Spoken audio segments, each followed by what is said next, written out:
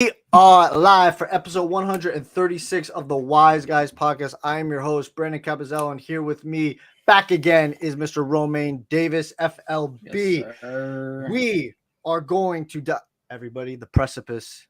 It's here. The day has come. NBA opening tip-off is tonight in Hour and 15 minutes from now. hour and 15 minutes, my friends. Everybody, we are here to bring you a NBA Finals prediction show. We're going to give you our Western Conference Finals matchups and winners. We're going to give you our Eastern Conference Finals matchups and winners. And then we are going to tell you who we believe is going to be taking home the Larry O'Brien Trophy this upcoming year. We're going to talk about Klay Thompson, James Harden. The play-in tournament. Is it good? The in-season tournament, we like it, not like it. Play a couple of fun games towards the end.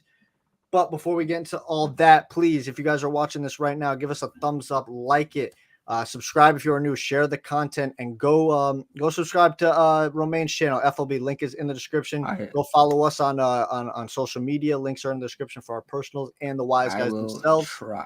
I'll try to upload more. I have not uploaded in like 3 weeks. Well, he did say that he's going to be uploading a Miami Heat video, so Miami Heat fans, get pumped and excited tomorrow morning. Yes, be tuned in for that. But before we get into the show, Romaine, how are you doing this fine Tuesday evening, October 24th, 2023? I'm ready, man. I wish we were playing tonight, but it is what it is. It is what it is. Gonna catch the Lakers game. I may not catch the Celtics one because I could honestly care. I mean, I'm not the Suns Warriors because I can honestly care less about either one, but I'll probably just watch it just because. What time does it start? 10 o'clock again, like usual? Yeah, it's too late for the Eastern guys, man. I got work in the morning. Unless it's like a marquee matchup here, I don't care to stay up for that. Yeah, that was my one problem during the playoffs. Was a big issue was certain games were coming on, like the Nuggets and Suns and stuff were coming on at 10:30 at night, and I was like, dude, it's the playoffs. It's the playoffs. Like, you make it a whole day event, though. You know what I mean? Yeah, but if you start the game at 7 EST for us, the game is starting for like 5 o'clock for them. 4 or 5 o'clock. I feel like 9 p.m. is a fair time. Fair time. That's fair. Because you want to make it a more extravagant event where it's kind of like baseball, where you make it like throughout the entire day. Like if you got 4 games in the playoffs in one day, and all of them are bunched up from like 7 o'clock to 10:30, and you're like, what the fuck is going on here? That's just too much for me, especially if there's no red zone. Like NFL has red zone. There's no red zone for NBA, so it's more tough. But enough with all of that, Romaine. Let's dive right into it. Our finals prediction. Let's start with the Eastern Conference Finals. We did our predictions episode for awards and then where we believe teams are going to end up. So now we're going to be giving you our Eastern Conference and Western Conference Finals prediction. So Romaine, out of the East, who you got meeting in the Eastern Conference Finals and who you got winning? The same guys that did the past 3 years, the past 2 years. 2 years. I've been on record, and I'll make sure this be the other record. I said it. One of the Celtics or the Bucks aren't making it to the conference finals for a damn reason. And I have my money on the Bucks not being the ones not to make it. The other team, we already know who that's gonna be. They've been there. They've been there three of the last 4 years. They've been there the past 2, and they're gonna keep being there. The only thing that stopped them has been injury or a random offseason where you're gonna have 2 months of rest after you just waited all the way to the NBA Finals. That's the only thing that stopped them. You can add Dame, you can have KD. Add anybody you want. Y'all still gonna get beat. Heat Celtics. So you got another matchup for the 4th time out of the last 5 years now. Would be 5 years now. 4 out of the last 5 years, you have got the Boston Celtics and Miami Heat meeting in the Eastern Conference Finals. And Romaine, I feel like we all know where you're going to go with this. Who do you have advancing from the ECF going to the NBA Finals? The guys that keep losing to us. The only reason they won is because they injured Jimmy that 1 year. Again, we're back in it again, and not one more chance, one more ride. All right. I have a feeling that people call us not people, John. Say we're not a good regular season team. There's people that are constantly doubting us, but I got this strong feeling in my bones that they're about to turn this league upside down. The people you think are at the top aren't really at the top. Yep. And I feel like we're about to turn this shit. We're gonna make this shit bloody too. Headband hero. Exactly. Looking out for him. Not even- Headband hero. I'm looking for him. But so for me, I'll give you my Eastern Conference Finals matchup and winner. I too, along with you, I have the Miami Heat advancing to the ECF and going to the Eastern Conference Finals this year. But again, actually, I should say, but I disagree with you on the Boston Celtics. I think the Milwaukee Bucks are advancing to the Eastern Conference Finals. I truly am buying in and believing in Damian Lillard and Giannis Antetokounmpo being this match made in heaven. I am truly believing in it. Chris Middleton as your third guy, who's not coming off the knee injury anymore. He's a year removed now from the knee injury. I know he's a year older now, but now hopefully a little bit more fresher, not coming off the surgery and injury. Got a year removed from that. That's really good. And if Chris Middleton's your third guy, we know he's a guy who can go give you 25, 20 a night, anywhere in between that. So that's beautiful right there. You got Brook Lopez, who was finished top 3 in Defensive Player of the Year. He had a career year last year. You got Bobby Portis, a tough dude. He's 36 though. True.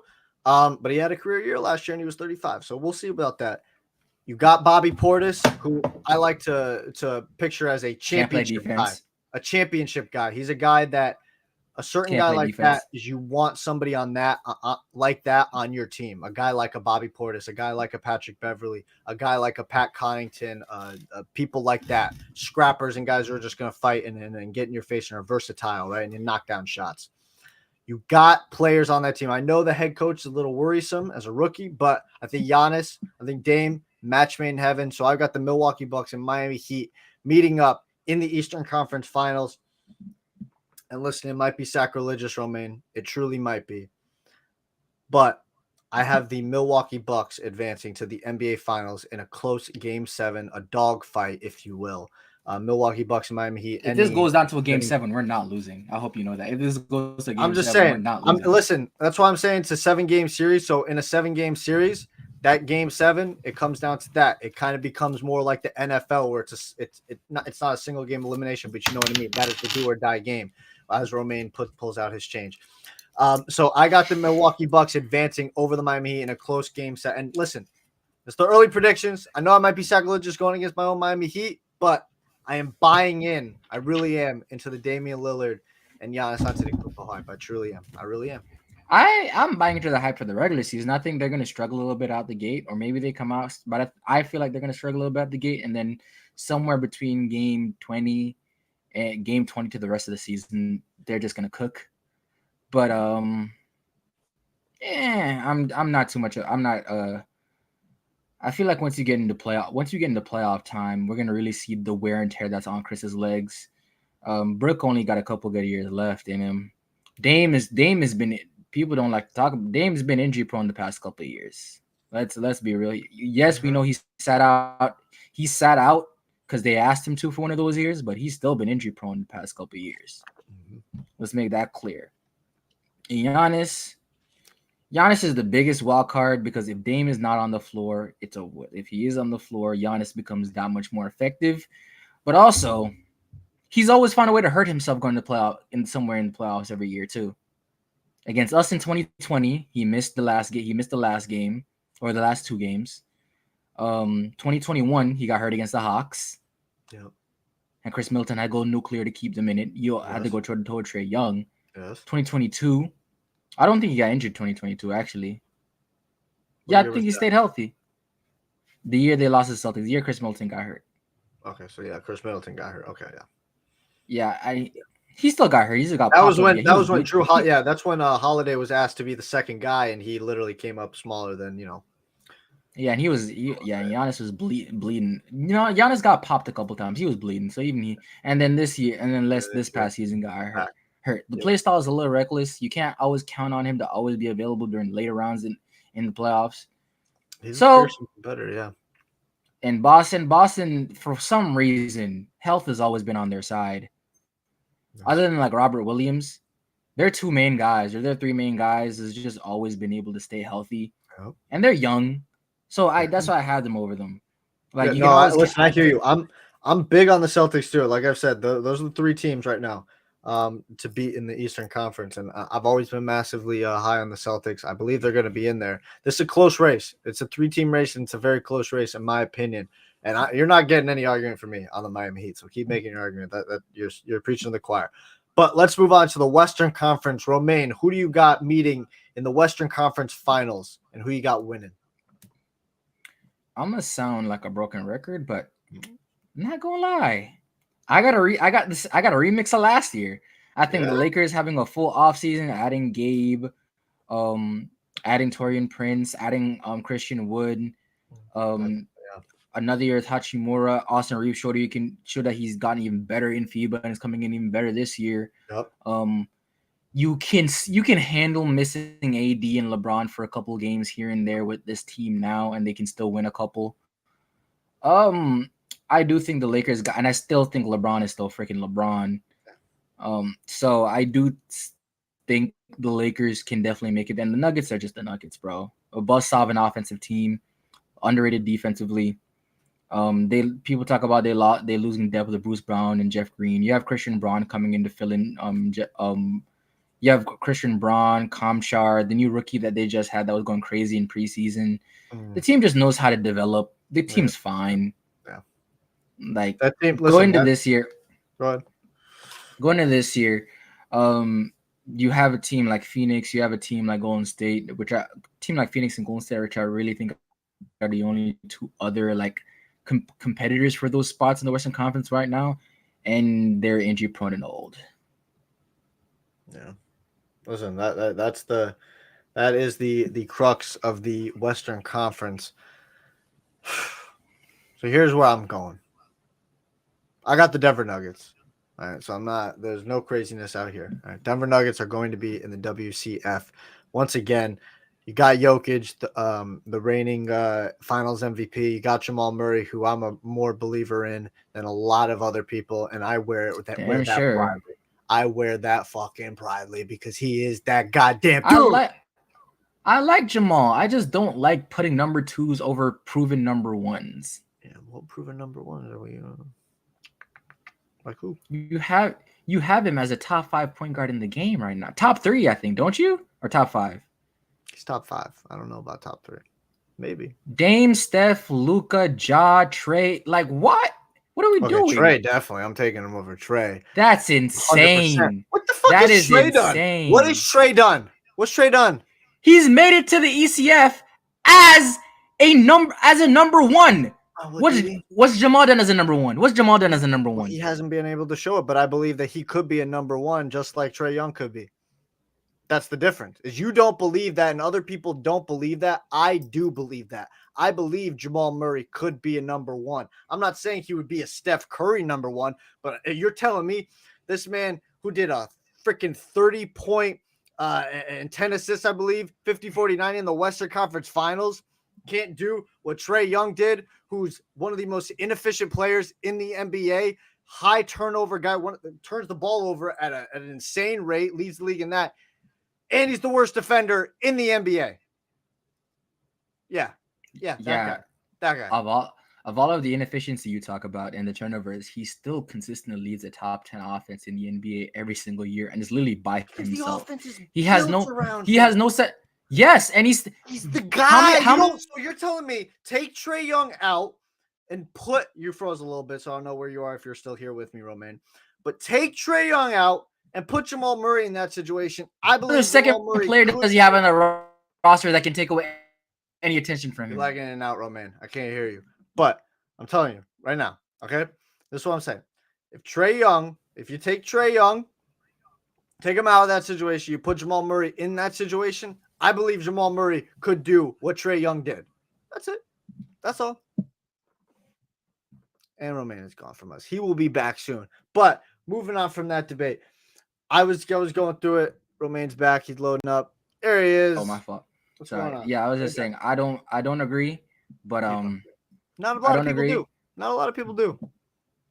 But you know, It's okay. We're never gonna see because he's gonna always be in Denver. He's gonna always be riding Jokic's coattails. Well, okay. See that's again. See, again, you try to force this. You try to say this was a 1A 1B type thing, and it is I nowhere never said close. that. That's not what I said. We can go back to that podcast a month or two ago. You said with John 1A 1B. We have you on record saying that is a 1A 1B, and it is not nowhere close. I didn't say that.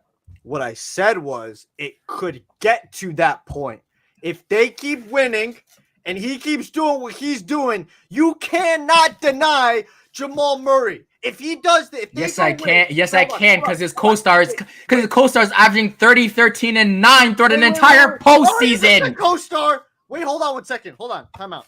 Before it didn't slip by you. If they go out and win, they're both stars. Yeah, so his co-star. Wait. If they go out, win the championship this year, then win the championship the year after, if they three-peat and Jamal Murray does what he did this year and maybe even steps it up a level as well, you're telling me you're going to still sit here and discredit him and say he cannot do that? I'm not going to discredit him, but I'm not going to say it's a 1A, 1B type thing. That's a 1 and 2. Because the number one is averaging 30, 13, and 9. The offense is built around that number one. The reason why it's so easy for Jamal to take a step up is because the number one is producing to that level. Wait, but this is the point I made, though. This was the point I made. Was I compared it to a possible, and I wasn't being sacrilegious when I say that, so everybody calm down real quick when I say this. Shaq and Kobe, okay? Before Kobe took that monster leap, it was not a 1A, 1B situation, right?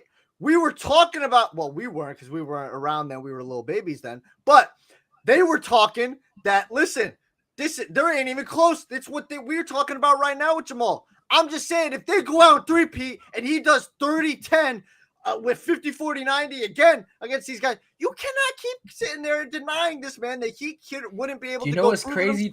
You know what's the crazy part of you saying that, too? Is people still consider Kobe and Shaq a 1 and 2.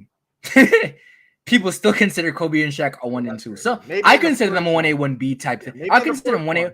In the first no, the first one was a clear 1 versus the role players on the team. It was not even a 1A, 1B. But after that, yes, I'll agree. It was a 1A, 1B type thing with both of them. Actually, yeah, I'm still giving 1A, 1B type thing. Yeah. Either freaking way if it's a 1A, 1 type.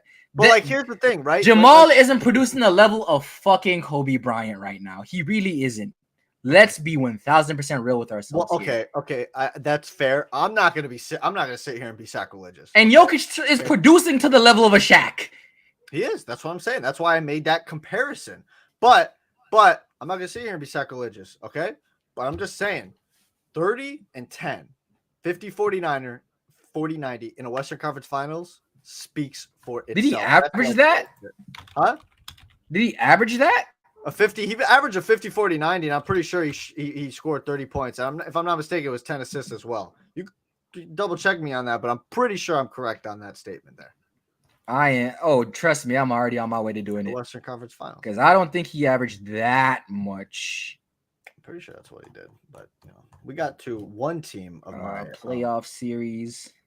Oh, never mind. He didn't average 10 assists. Nowhere close. 5.3. Apologies. That was in the finals. He did. He averaged 20. He averaged 20. Yeah, he averaged 21 and 10 in the finals. Yes. All right. So apologies. What's crazy about that Lakers 40, series? 90. Yeah. 32.5 points, 6.5 boards, 5.5 assists, and freaking close to 3 steals. I mean, but we're gonna say in a sweep where every single person on the roster was shooting out of their mind. It's not just MP.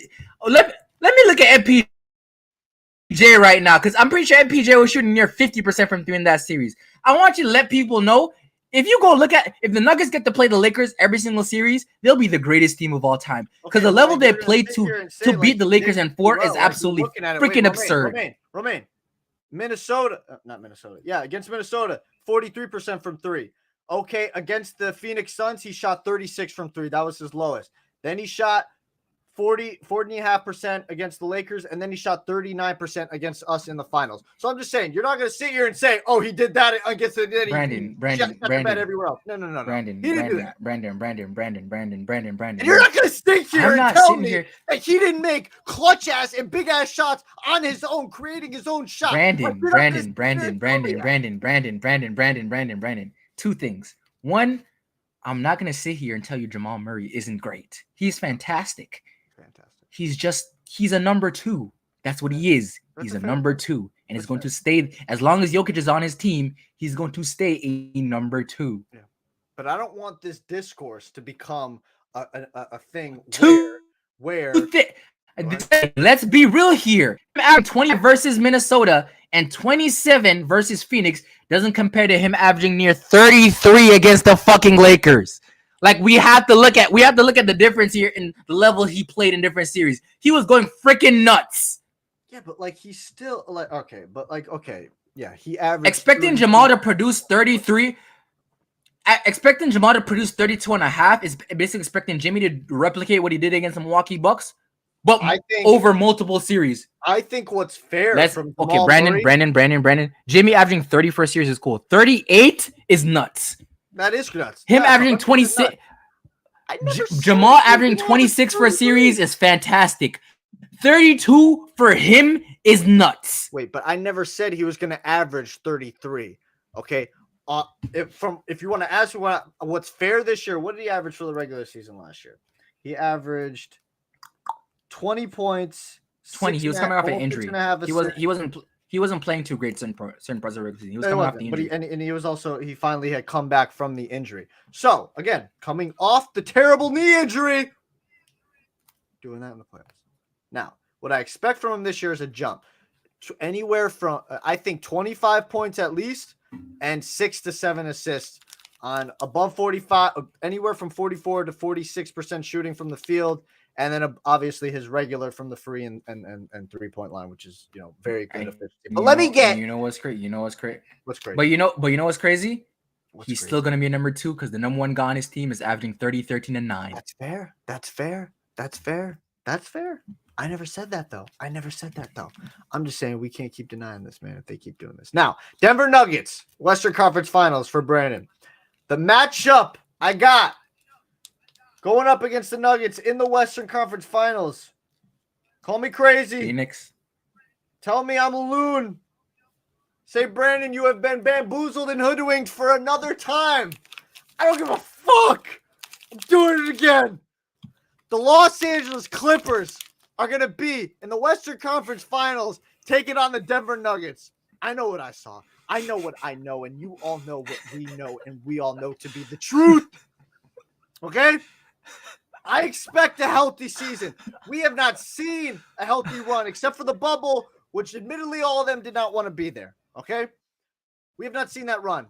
I 1,000% truly believe if is a fifth, we'd all be drunk. I get it. If my brother didn't have a twig and 2 berries, he'd be my sister. But if the Clippers are healthy, they match up with the Denver Nuggets and any team in the Western Conference or NBA. Any team. Okay? Kawhi Leonard. Okay. Before you finish, you say they match up with the Denver Nuggets? They match up very You say they match Yes. with the Denver Nuggets. Fully healthy, they match up very well with the Denver Nuggets. Who do they have the 5? Zubac. Who do they have the 5? Zubac. Who do they have the 1? And Hardenstein. At the 1, Russ right now. Very confident. Hardenstein is on the Knicks. Apologies. He was on the I thought he was the backup center. They've got somebody now. I forgot who they picked up to be the backup center. But Zubac is the main guy. So right now you're telling me you okay, I know where you're gonna go with this. You're gonna say stick either PG or Kawhi and Jamal, right? No, Russ will take Kawhi. You're telling me you're gonna look at Kawhi's body. Will take Jamal. And in late game situations, probably PG will maybe take him and Kawhi. They'll trade off. I want you to know, so I rewatched that Phoenix Suns series. Russ, the defensive plays he was making was purely off instincts It was purely off instincts and a whole. He was so late to a lot of these plays that he just got lucky into a lot of the defensive plays. Playing against the Nuggets is going to screw him because you have to be disciplined to play that team, and that's the one thing he is not. Him guarding that Jokic and Jamal pick and roll is going to screw if they meet. Is going to screw him. You're gonna have to put PG or Jamal on him. I mean, PG. That's fine. Yeah, that's fine. I mean, listen, I'm not gonna sit here and say like it would like Russ is gonna take him on. But Russ, listen to this. If you put PG and Jamal on him, that means you are putting Kawhi or Paul George in a situation where they're gonna have to run around screens to guard either KCP or Michael Porter Jr. No. Yeah, well, yeah. Kawhi would probably guard either Porter or who the fuck's or Aaron Gordon. Probably. KCP and then Kawhi or Aaron Gordon. Yeah, so who's your full? Who's gonna guard Aaron Gordon? Kawhi. I said Kawhi will either guard MPJ, Michael Porter Jr. or he'll guard Aaron Gordon. And then if they need Kawhi to step up because maybe PG or Russ is getting cooked, then he will step up. But they're not going to call upon that unless it's necessary or he takes it upon himself. I would entertain the thought of the Clippers if they got James Harden. But without James Harden, I'm not even looking their direction. No. Because if James Harden comes aboard, you're lagging a little bit, Romaine. If James Harden comes aboard, that's going to ruin the entire atmosphere of this team because James Harden plays a certain style and brand of basketball, and that is not inducive or conducive, whatever the fuck word you want to use, to winning. It's not. We've seen it. Okay. And what are you going to have? 1,000% fair to be 1,000% fair to James. To be 1,000% fair to James, every single superstar he's played with in the past, since he played with Russ in Houston, every single one of them has had a career year in efficiency with him there. And there's a reason why. A career year in efficiency? Yes. Okay. Every single one. Russ, career year in efficiency. Russ, career year in efficiency. KD and Kyrie, career year. Career year. Joel Embiid, MVP career year. There's a reason. Wait. That's fine and dandy, but you're not going to sit here and tell me like him doing his brand of basketball and Kawhi and Paul George are just going to be standing around doing nothing. Like, we're not doing that. James Harden coming to the Clippers is going to complete. There's a reason. They didn't even do that type of style of basketball in Philly, though. Yes, what? Oh. You didn't watch Philly the entire season, man. That was their whole game plan. That's why it was a James Harden, Joel Embiid pick and roll. Go ahead. James Harden, Joel Embiid pick and roll with Tyrese Maxey and Tobias Harris playing off closeouts. That's not James Harden isoing at the top constantly. It really isn't.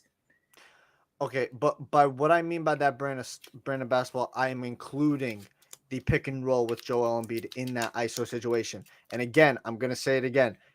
Tobias Harris and Maxey just standing out at the 3-point line is not the best use of those players. You're not getting the best out of them because that is not what they specialize. What? Tyrese Maxey kind of is because he's shooting 40. Tyrese Maxey kind of is because he's shooting like 43% from three. Okay. He's Tobias. So what you're saying? Wait. What you're saying is Tyrese Maxey is just a catch and shoot guy. That's it. No, he's not. But catch and shoot threes, playing off closeouts, and get. What's his best attribute? His shooting ability now. His best attribute is 1,000% shooting ability. Let's not. I know where you're going with his speed and ability to get to the rim. It's his shooting ability. Okay. No, that's fine. That's fine. I'm just saying he can create for himself. So that's what I'm saying is these guys aren't a catch and shoot specialist, Kyle Korver or a Ray Allen in his later years. Like that. That's not what those two guys are, Tobias and Maxey. So that's what I mean by they're not one dimensional. But that's what I'm saying. That's what I'm saying. Tobias and Tyrese were catch and shoot guys, but they were also playing off closeouts. You're not expecting a Ray Allen in Boston and Miami or Kyle Korver to ever play off a closeout in their life. Those aren't the things they do, but they have more to their offensive game. So Tobias taking off the dribble, playing off closeouts, getting to the mid range, getting to his areas. That never happened though, bro. I watched the playoffs. Okay, I watched the playoffs. That rarely ever happened. It was majority. James Harden. Do you want to know why that rarely ever happened? You know why that rarely ever happened? Because Embiid didn't play two games in the second round.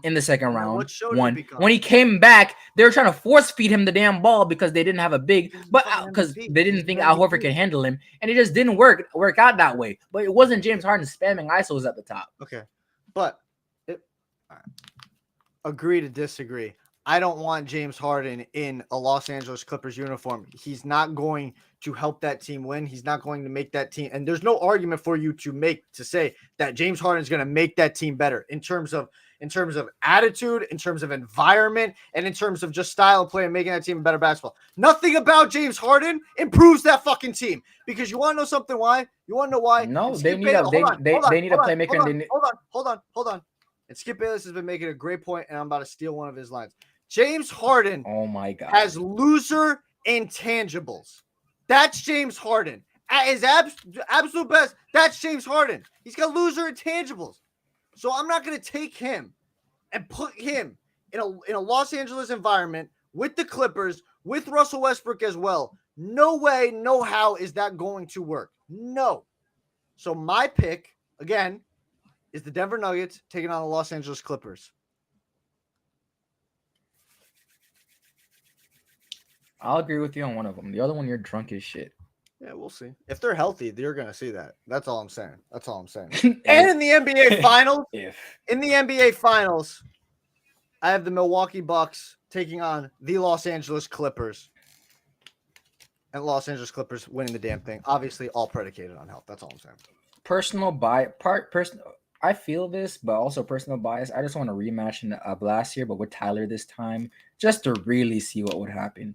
Because I see because it was a 5-game series, and you could painfully see just how bad the Heat needed a guy that could take the pressure off Jimmy as a scorer a little bit and work in the pick and roll with Bam, getting some extra shot, get some easier looks instead of him like settling for mid-range jumpers all the damn time and literally trying his hardest just to get his buckets. We needed him. We needed him bad, and I just want to redo that series with Tyler in the lineup, especially a better Tyler because he looks a lot better this year. Mm-hmm. So I just want that, and that's why I'm saying that's going to be the replay. And I'm guessing you have the Miami Heat taking out the Denver Nuggets in the NBA Finals. Oh, with Tyler healthy, I'm right with my boys. Hell yeah. You're right with your boys. Listen, you're going to go down with the ship. You can go down with the ship, and everybody can respect that and handle that. So let's move on to Mr. James Harden we were just talking about earlier. Where is James Harden going to end up? Because obviously things are not looking good right now. I want to give a first out prayers to his mother. Hope she is doing well. Hope they're doing all well. This is obviously nothing to do with that situation. We wish them all the best in that. So prayers up for James Harden and his mother and his family and friends. Sending good thoughts and prayers and vibes out to you guys. But in terms of James Harden on the court, where's he going to end up? Because he's staying in Philly. You think he's staying in Philly? You think that's repairable? I think there's it's not about it being repairable. It's the fact that he wants if he sits out, he's not gonna get paid, and he obviously wants to get freaking paid. And Daryl Morey is not gonna sit here and take any lower offer than what he's asking for. And the Clippers aren't willing to sell out. If Terrence they're stupid. If Terrence Mann, thank you. You reminded me. You just reminded me, Romaine. Thank you. A point I was going to make. The reason why he's not going to the Los Angeles Clippers, the whole trade package is basically bent on Terrence Mann. The Clippers don't want to get rid of Terrence Mann. Why do you think that is? Why is Terrence Mann the guy? Why is Terrence Mann the guy? But you want to know why? Because they are not trading in good faith. They're not doing business with the Sixers in good faith. You want to know why? Because they don't actually want James Harden on their team. Go ahead. Okay. I disagree with that, but the fact of the matter is in the same realm of the Bradley Beal. Even though Bradley Beal had no trade clause, in the same realm of the price is very low, and the Clippers want to get him for as little as possible, and they don't want to give up on their key rotational pieces. Even though Terrence Mann is a 27-year-old that they're treating like he's 22 and about to break out, but they don't want to give up one of their key rotational guys for him, which is fine, I guess. And I don't see really any other team or any of the contenders that's going to really that could benefit from having James Harden that's going to be willing to throw out like shit for him right now. I feel it. So this is a team that I've had my eye on, and it's not like, this fit that like, oh, here we go. Unless the Lakers come in and do some stupid shit. Yeah, I don't think they're gonna do that. I think LeBron and them learned their lesson with the Russell Westbrook experiment, and they're not going after. Yeah, but they wouldn't need to trade. They wouldn't need James Harden's price is so low right now. They wouldn't need to trade Kuz, all this. All you need to do is trade. No. I just meant in terms of bringing in a guy that's just not going to fit. And I think they learned their lesson with the Russell Westbrook experiment. But in terms of James Harden, this is the team that I've had my eyes on. But the thing, it's a fundamental difference between James and Russ, though, because Russ, from the beginning, everybody just didn't fit with that roster at all. Secondary ball handler when he needs to be a number one ball handler for teams to be successful sometimes. James is a far better playmaker, far better shooter. But yeah, Romaine, you're lagging in and out for us. I don't know if you can hear me, but you're lagging in and out. But for me, the team that I have been eyeballing for James Harden to go to is the New Orleans Pelicans. And the reason I say that, not that I think he's gonna make this team a contender or anything like that, but the reason I say that is because you got James on an expiring deal, obviously, right? And disgruntled player. You've got Tobias Harris on an expiring deal. Not much about disgruntled, but he probably isn't going to want to be there after this year. You don't want to lose those two players for nothing in my eyes. So you go to the New Orleans Pelicans and you go try and say, will you take James Harden and Tobias Harris for Brandon Ingram and maybe whatever else you can get from them, picks or something else, whatever the case that may be, because Brandon Ingram is also on an expiring deal. And I feel like I'm pretty sure I read reports where he's not going to be re-signing with the New Orleans Pelicans at season's end. So it kind of helps make things fair evenly there. You get Tobias and James into New Orleans, and you got a team of James Harden, CJ McCollum, Zion, and Tobias maybe coming off the bench or playing the three. And then you got the Philadelphia 76ers with a Philadelphia 76ers with a Tyrese Maxey, a Brandon Ingram, and a Joel Embiid with Nick Nurse as the head coach. I think that maybe makes everybody pretty happy at the end of the day. So that's where I say James Harden should go for the New Orleans Pelicans. Sorry, Romaine, you've been lagging in and out. I don't know if you caught all that, if you were trying to talk in between that, but you're still lagging now if you can hear me. You're still lagging now. I hear you. Yeah, everything's cutting in and out for you. All right. Oh, okay. So Romaine's gonna be right back for us.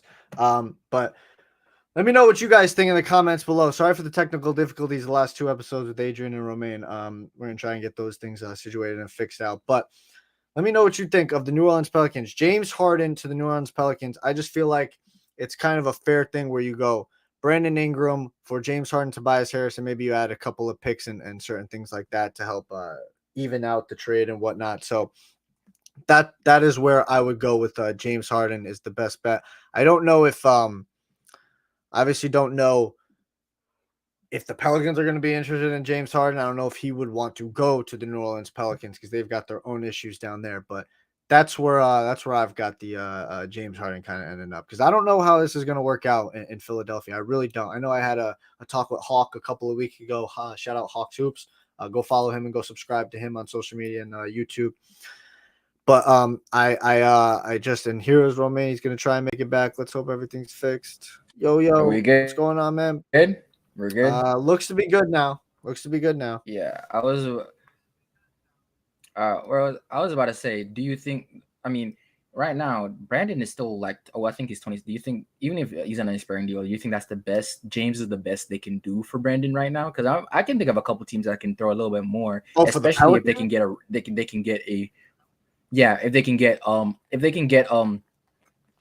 team can get Brandon to say, yeah, if you trade for me, I'll re-sign with you. I think they can get a little bit more somewhere else for him than just James. Well, no, it wouldn't be Tobias just for CJ. Oh yeah, James and Tobias for CJ. Yeah, I think they can get something better than that. I don't think they would want to give up on CJ. Yeah, especially for James and even if Brandon's expiring, James on an expiring deal.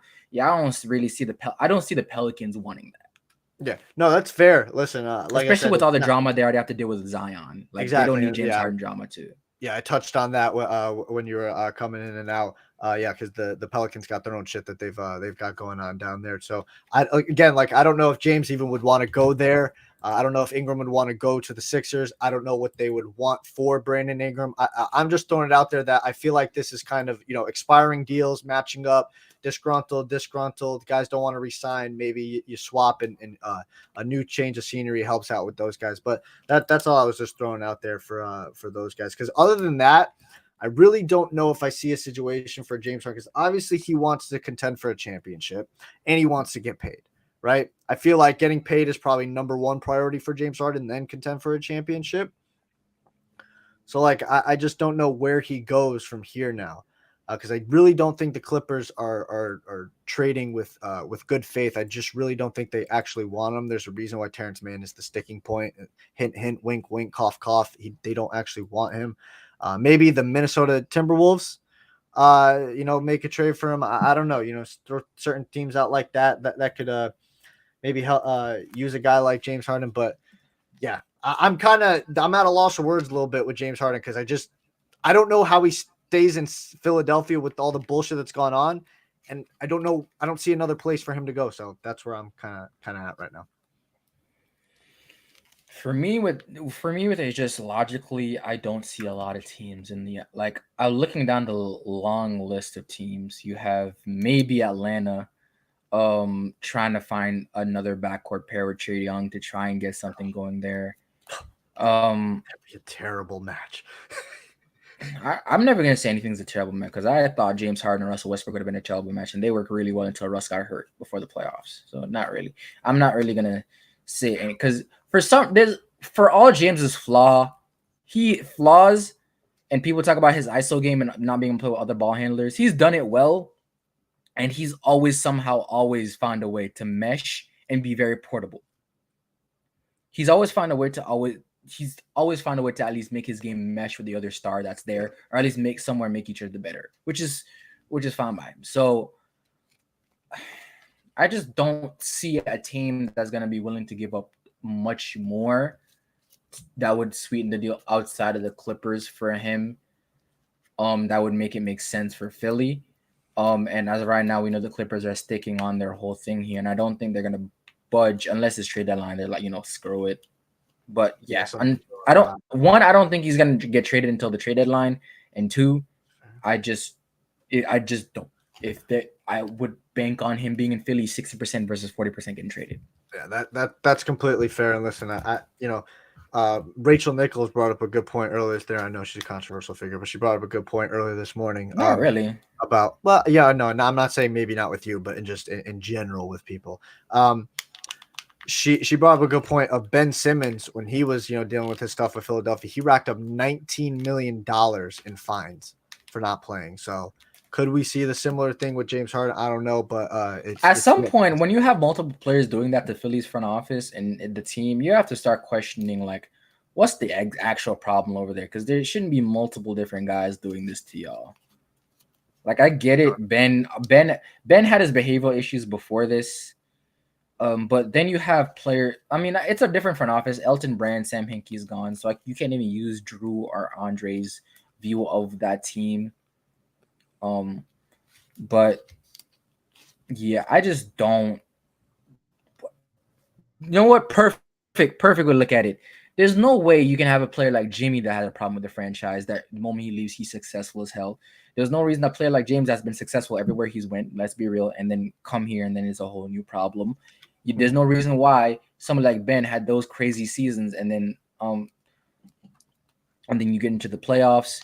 That happens. Your coach throws him under the bus, whatever internally happens, and then he does that. There's no things continuously happening to that franchise, and then we always put on the players. At some point, you got to look inwardly and just be like, what's going on behind closed doors that's making some of this happen for them specifically?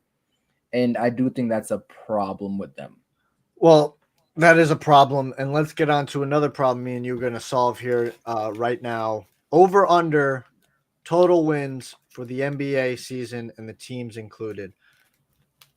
So let's start from the tippy top. The Boston Celtics over under 54.5 games, Romaine.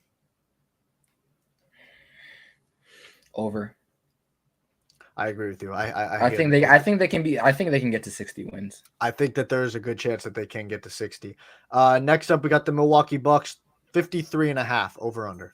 Over for Milwaukee as well. I think that they're gonna bring the storm there. I don't know if they get to 60, but definitely be close.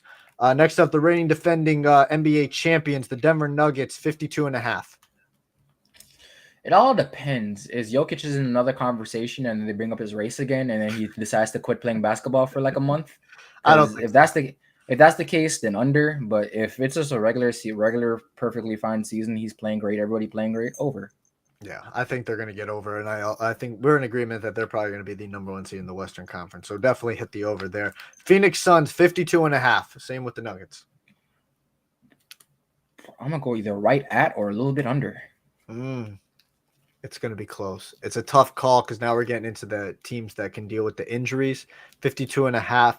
I'm gonna actually say they're going to go over. But it's going to. I'm like you. I think it's going to be close. They're going to be anywhere from 53 to 54 win team, somewhere around there. I say 50. I say 50, maybe 51. That's also fair too. Next up, the Cleveland Cavaliers at 50.5.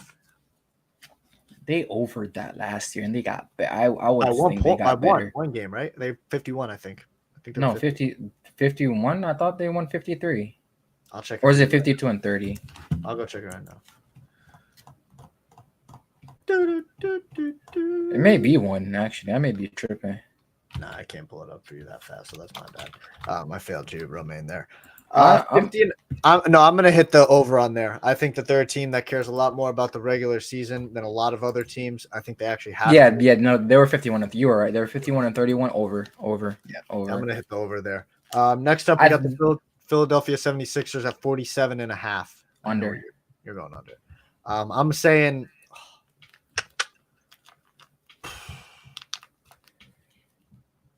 I'm gonna go over, but I'm gonna say like 48. You never gonna catch me dead.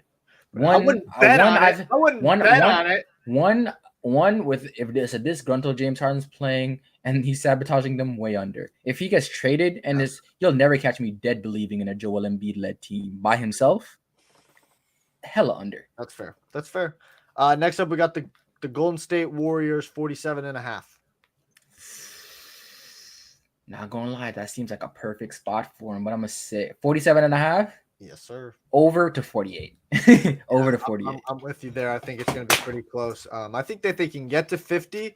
But yeah, I'm gonna go over the there. The thing with saying that these teams are gonna get to a lot of these teams are gonna get to 50 is that the league is so talented now that any team can beat you on any given night. So the records are gonna look a little. You're gonna look at certain teams and be like, "Damn, that team's that good, but didn't win 50, 60 games." Yeah, and you're gonna have to realize, like, because for some reason the Indiana Pacers on certain nights are just really good. I just think that the Golden State Warriors, they're gonna be great at home. I just think that they're going to be much improved on the road. So, they're going to win a lot more. I don't think we're going to be. They're going to have. Hopefully, they have. And hopefully they have Andrew for a full. Yeah, never mind. I'm gonna say over. I'm gonna say over to 50. You convinced me there a little bit. You convinced me. Forgot about how bad they were on the road, Romaine. No, I didn't forget how. I forgot they didn't have. I didn't forgot they didn't have Wiggs for half the year or more than half the year. Yeah, Mr. Wiggins back. Next up, we got the Los Angeles Lakers at 46.5. Over. Yeah, I'm hitting the over too. Here's another fun one. Over under 65 games for Anthony Davis played. I'm under. I'm not gonna lie. I'm not gonna. He's in his 30s. I'm not gonna start counting on his health now. I think he actually gets to 60 as max. I think 60 can be his max this year.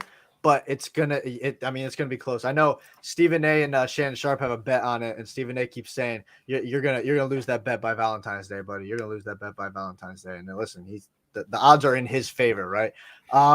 Next up, we've got the Los Angeles Clippers at 45.5. You know where I'm going. I'm going over.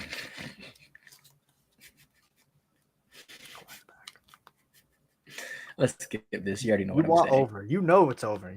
I'm not over that. Next up, we've got the Memphis Grizzlies, 45.5. I'm going under. The problem is that they've always done well even without Ja. Yeah, but they got no Steven Adams. Yeah, and they don't have Tyus Jones anymore. Yeah, under. And Brandon Clark.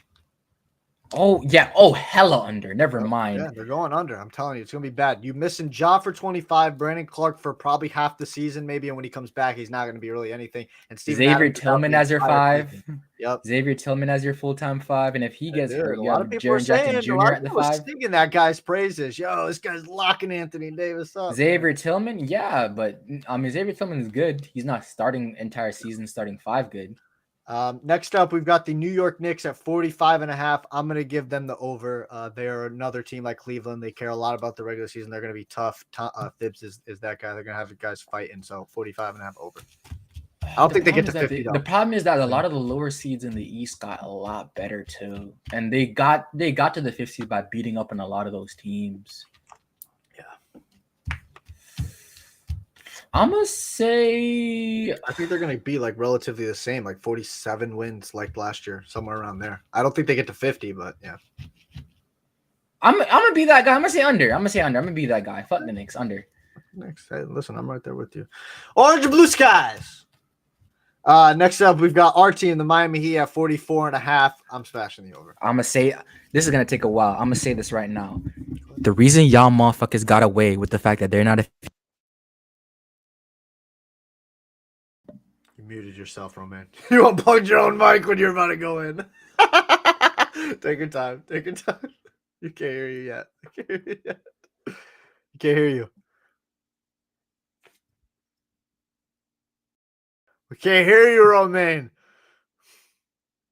You know, what'd you do? Did you click the button by accident? Nope. Nothing's pressed over here. You're good over here. How about now? You're good now. All right, go in. All right. Go ahead. The reason why y'all got away with the fact that this team wasn't a 50-win team for the last 4 since Jimmy's been here. The first year it was a mesh year. Tyler's new. Kendrick Nunn was our starting shooting guard. Let's get that for real. Kelly Olynyk was getting minutes on this. You know Kelly's pretty good. I would love to have Kelly right now, to be honest. So you got away with it that, and then the bubble happened. So you got away with that, them not being a 50-win that team that year. Then we had 2 months of freaking rest. Went to the next season, injured all over the place.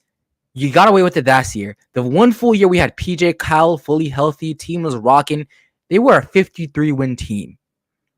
That's the one year I'm pretty sure that's the one year they weren't in the top 5 for most injured team in the. I think they probably still were, but I'm gonna say they weren't, but I think they were. Either way, that was the one year they weren't a top 5 most injured team in the NBA, and they got to 53 wins. And then I think they were still somewhere in the top 10. And then last year, they were the number 3 most injured team in the NBA, and out of the top 7, they were the only ones to make the playoffs.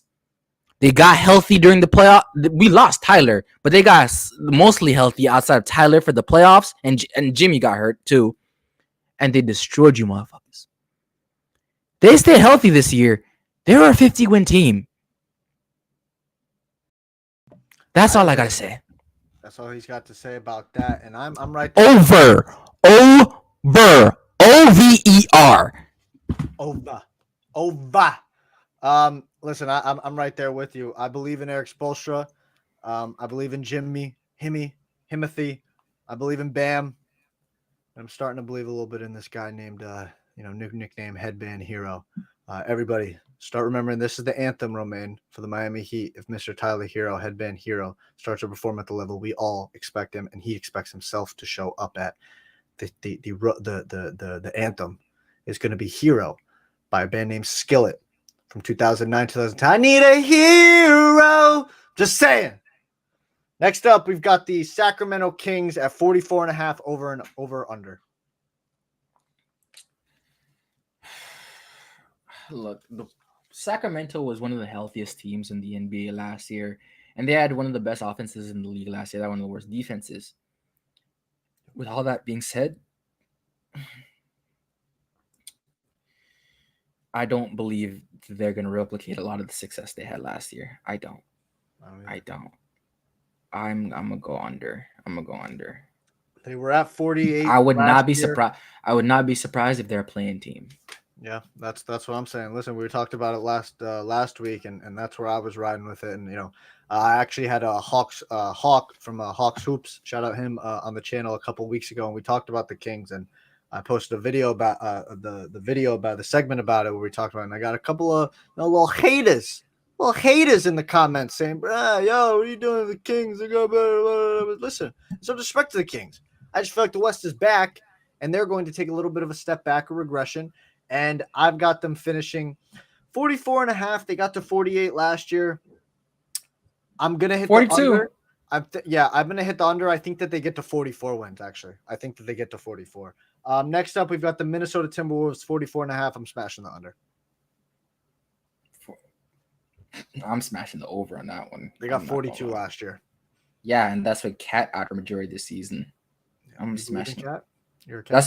That's what Cat out from majority of the season, and them having D'Angelo Russell as their starting point guard for half the year. Let me ask you a question. You believe in Cat? Hmm? You believe in as Cat? As a number two next to Anthony? Yes. In general, you believe in him? Yes. Okay. Yes. I just want to know. Next up, we got the New Orleans Pelicans, 44.5 over under. They finished 42 last year. Pelicans, 42 and 40. I don't trust Johnny Zion to be healthy for the full year under. I think they get to 45, so I'm going to hit the over, but slightly. I wouldn't bank on anything there. Oklahoma City Thunder team, mad people are high on 44.5 over under. They finished 40 and 42 last year as the 10th seed.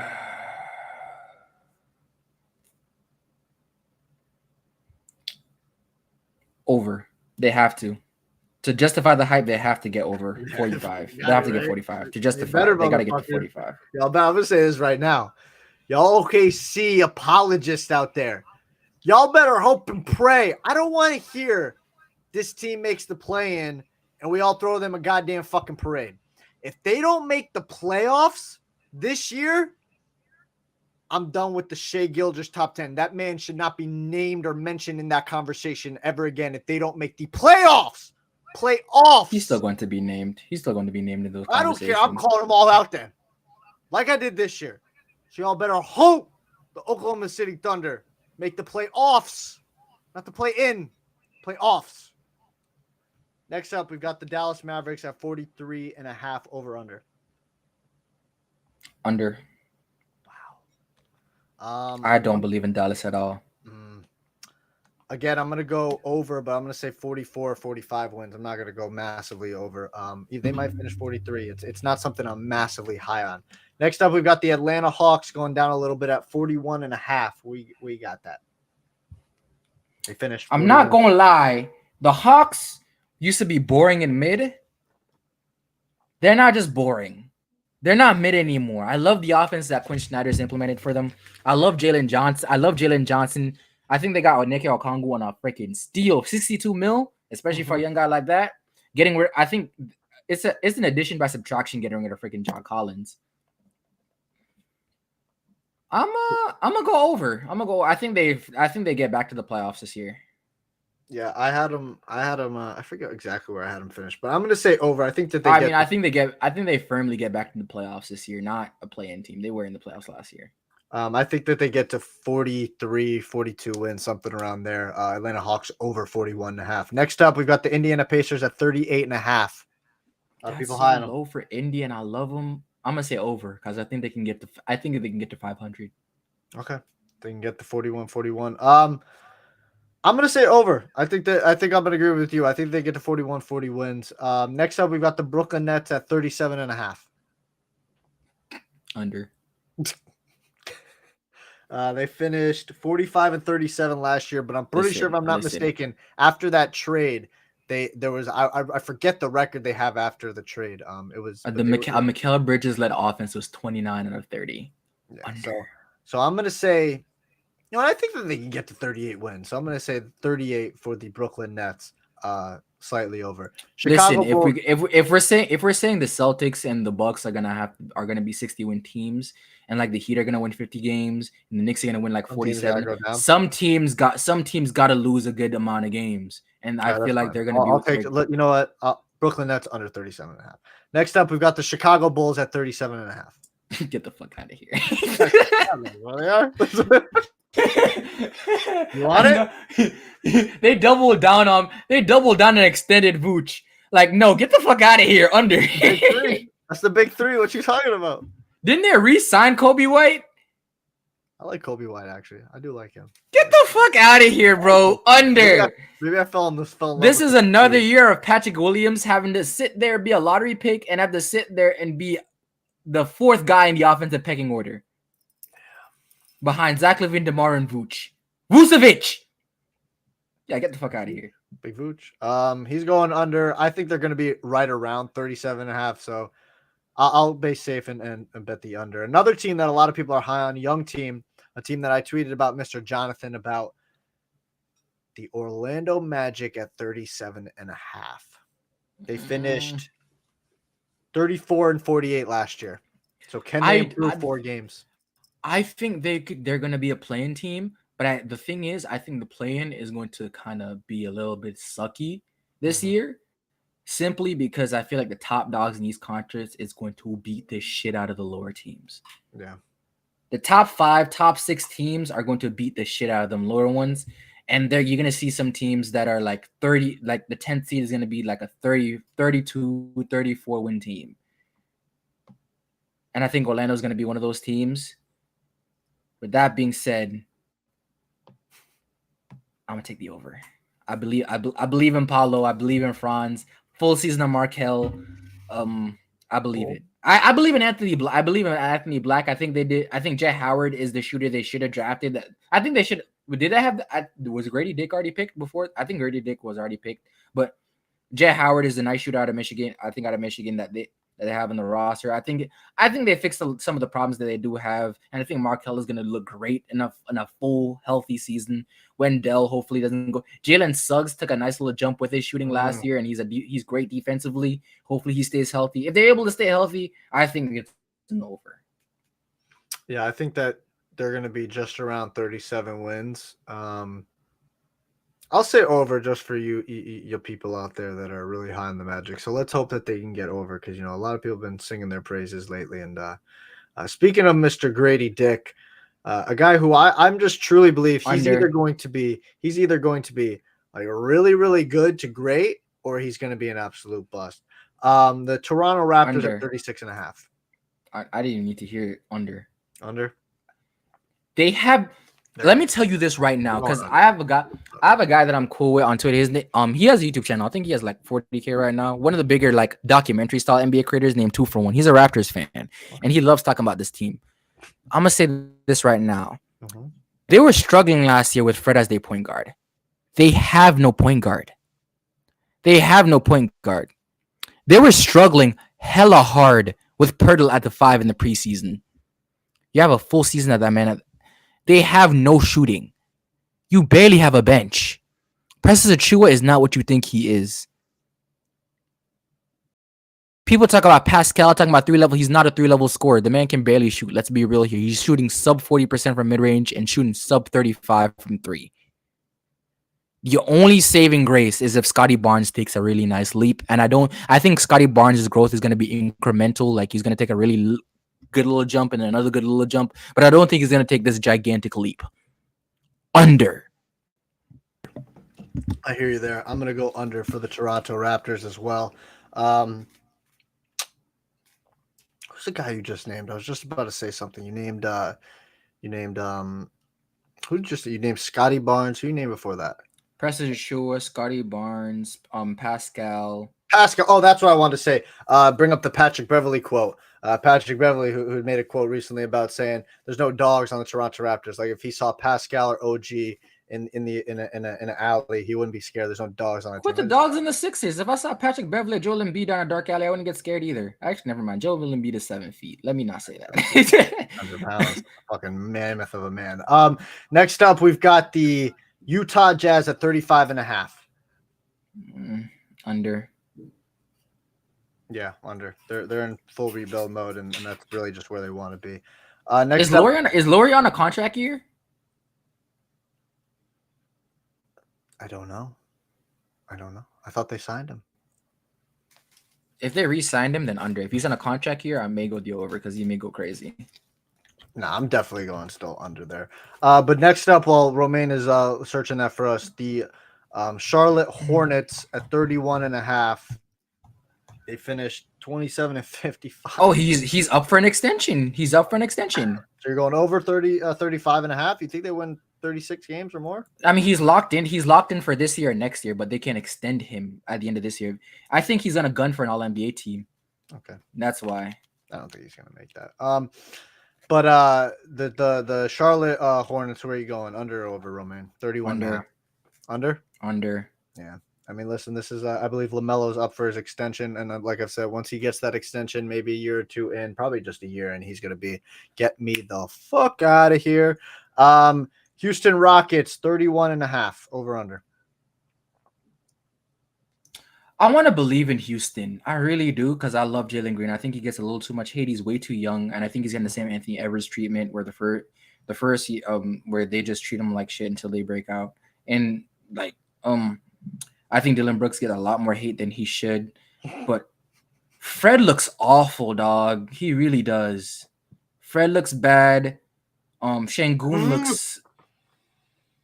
looks a little better, but Jabari looks fantastic. Jabari and Tariq Eason and Amen Thompson over. I'm talking myself into it. I'm talking myself into it too. If they figure out earlier than later to start Amen and make Fred come off the bench, no matter how much money he's freaking making, over. Okay. 31.5 in the West. They finished 22-60 last year. They've made a couple of moves. You got Ime Udoka. Can he improve them by 10 wins is what you're saying? No, I don't think so. It's not just improving by. I don't think improving by 10 wins is the fact that you. No, that's no. When I say that, I mean they finished 22 wins last year. The over is 31.5, so they would have to hit 10. That's wins. what I'm saying. But I don't think it's necessarily improving them by 10 wins because it's a whole different roster. No, that's what I mean. Can those changes, Ime Udoka and all the changes they made, can that give them 10+ wins? Oh, I thought you were just talking about Ime himself. Oh, never mind. I like Ime. I thought you were just talking about the change of Ime alone. And no. I was talking everything in its totality. I like Ime though, as a coach. Ime's all right. Ime's a good guy. Hey, listen, he was done wrong about Boston Celtics. I actually believe that. I think he was. He is. Wrong. No, I agree. But he's a defensive coach, but he has no defensive players other than Dylan Brooks and Dylan Brooks. Tariq Eason. Actually, never mind. I was about to say he has no defensive players, but then how big is the Thompson guy? Thompson twin? He was 6'4", 6'6"? No, he's 6'6". 6'6"? Okay. I'm pretty sure he'll grow into his man body. Listen, like I said before, and there's a thumbs up, even though I was scratching my. You talk about him. You talk about growing. He's 6'7", actually. He's 6'7". Okay, so there you go. So Ime Udoka should be able to make that man a very good defender, if not a great defender. You talk about a grown man body. I watch how he drives to the rim. That man is bullying some of these guys. I know. How much does he weigh? How much does he say he weighs? He's only 200. Oh yeah, so that's what I mean. He's only 200. He'll be finishing. What do you think? He's probably going to grow into 225, 230 by prime of his career. So not 230. I think a lot of his game is predicated on his speed and quickness. So I think he should add probably like 15. 215, 220. 220 on the high side. All right, next up, let's go. The San Antonio Spurs, Mr. Victor Wembanyama, Greg Popovich at 28. Over. I'm not going to lie, over. The problem with ranking San Antonio for me is I'm looking at Vic right now. I'm like, if he stays healthy this season. Now you're coming. And his absurd level of play we've seen so far, just how good can the Spurs be? Because Devin Vassell is great. Keldon's great. Zach Collins is good. I'm going over. Okay. I'm gonna hear you, and I'm fucking stumbling here. I'm in agreement with you. They finished 22-60 last year, like the Rockets. They're not asked to up 10+ wins, only asked to basically win 7 more games than last year. You still got Pop, who I believe is the best coach in basketball still. And you got Victor, who's going to be the consensus rookie of the year if he plays at the level and plays as many games we all expect. So I'm going to go over 28.5. Next up, final 3 teams. We got the Detroit Pistons at 27.5. Under. Yeah, look, I have a Pistons fan base, and I was talking them up a little bit, but the more I look at it, pathetic. The more they didn't have K the entire year. You're starting Killian Hayes at the 17 is still pathetic. You're starting Killian Hayes at the one. At the end of the year, they were giving James Wiseman starting minutes. Come on. Like, that's expected. I love Jalen Duren. I love Cade, and I like Jaden Ivey. The rest of that roster, NSR Thompson,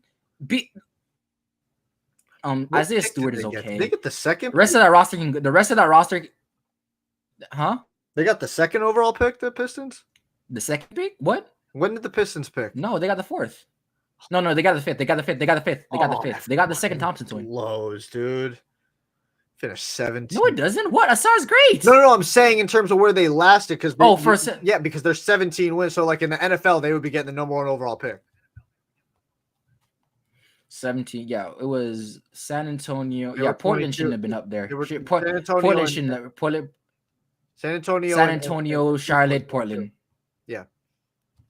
So Pistons would have finished with the number 1 overall pick, and they could have had a Cade and Victor. I'm so glad.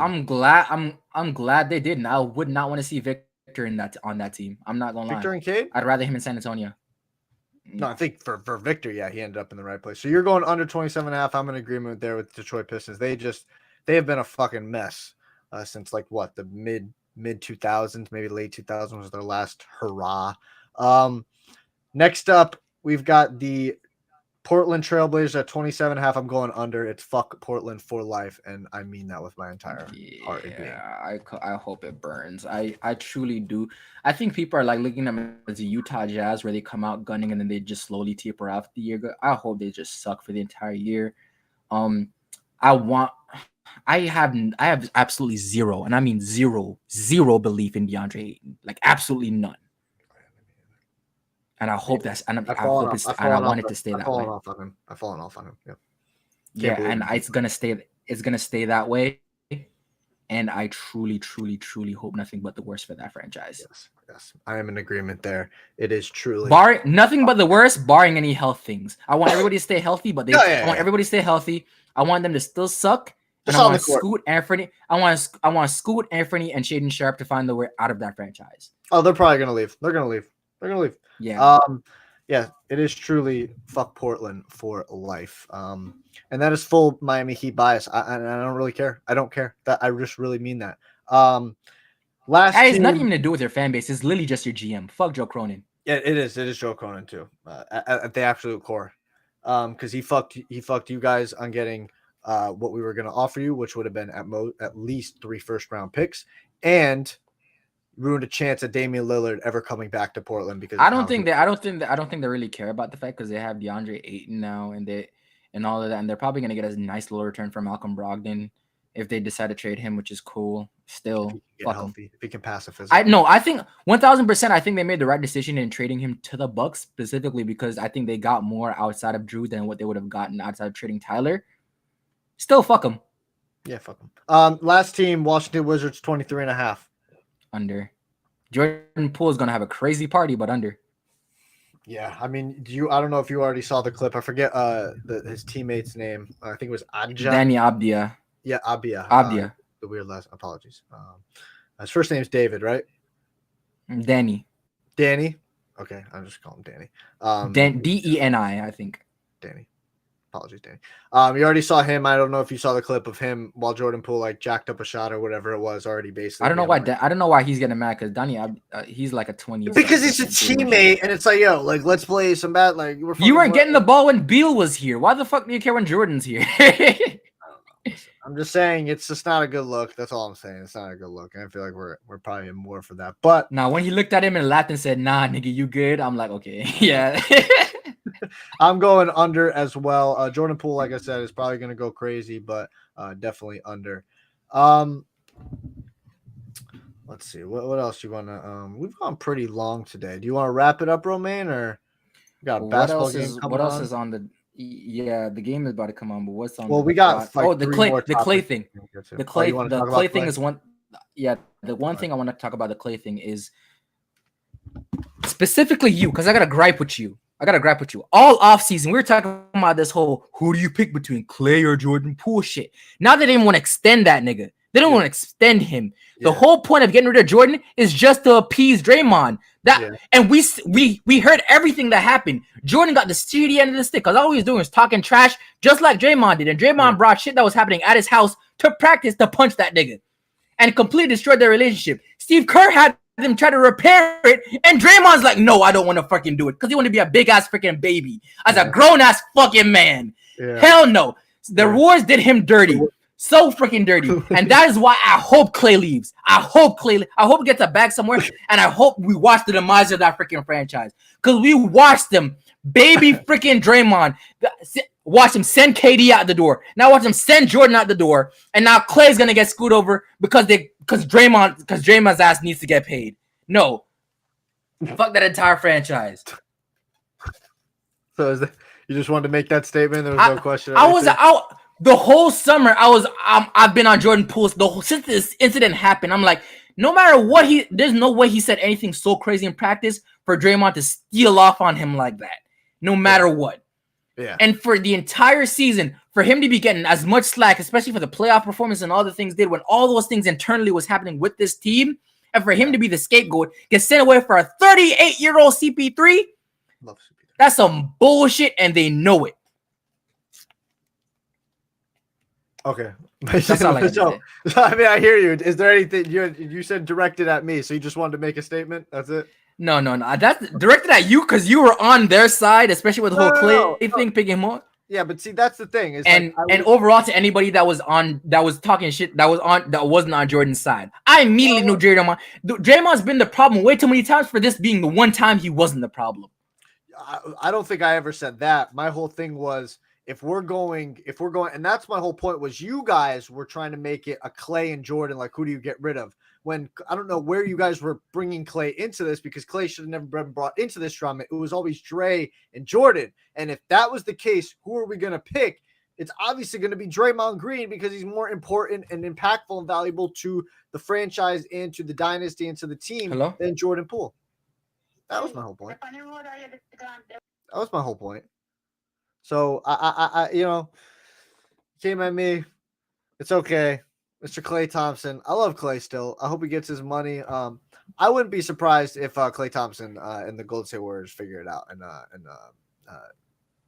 I wouldn't be surprised too, but whenever I see teams like that do people that freaking dirty, and I shouldn't really be saying this because we kind of did Wade dirty that a little bit, but we repaired that relationship. We repaired our relationship. We did that, and he got his Jimmy. So I'm okay. We repaired it, but we didn't repair it enough where his ownership should not be in Utah. It should be with the Miami Heat. I think he was just getting a bigger percentage in Utah, which is I feel like it had more to do. And I'm pretty sure, if I'm not mistaken, he kind of alluded to it, but not really. In one interview, I think it was with Shannon Sharp on the Club Shay Shay podcast. Shout out Club Shay Shay. Where he was like, something business wise, things were not healthy with the Miami Heat still. And that's why, because if I'm not mistaken, Shannon asked him, why are you not, your owner in Utah, you would think Dwayne Wade County, you would be. And he was like, yeah, I'm remembering now. It was like, business things were severed in that and relationships were burned for Miami. So he should have been a Miami Heat part owner or whatever the case may be. But, we made a decision, $10 million. Hassan Whiteside, I believe it was, right? Or no, Hassan Whiteside said he would give up some money, right? He would have taken a pay. Yeah, he said he would. No. They didn't want to pay him, and then after the fact, Hassan was like, "Wait, we didn't get D-Wade back. I would have taken less money. What?" Hey, Pat Riley, man, the Godfather for a reason. It was. I'm not even going to lie. It probably isn't Pat anymore. It's probably from what we've been hearing this season. It's all Mickey. Mickey Harrison, the owner. The doors, yeah. I love Pat though. But yeah, that's gonna wrap up episode 136. We'll get to some other things later. The NBA possibly expanding the play-in and in-season tournament. We could talk about that more as the season progresses because that's going to be coming upon us very shortly. It's in November, if I'm not mistaken, the in-season tournament starts. So, but that's going to wrap up episode 136 of the Wise Guys Podcast. If you guys have stayed this long, we thank you very much. And please give us a thumbs up if you liked it. Subscribe if you're new. Share the content. And go follow us on our own personal social media accounts. Links are in the description. Go follow the Wise Guys on their social media accounts and go subscribe to Romaine's channel, FLB. Link is in the description. Everything is in the description for ya.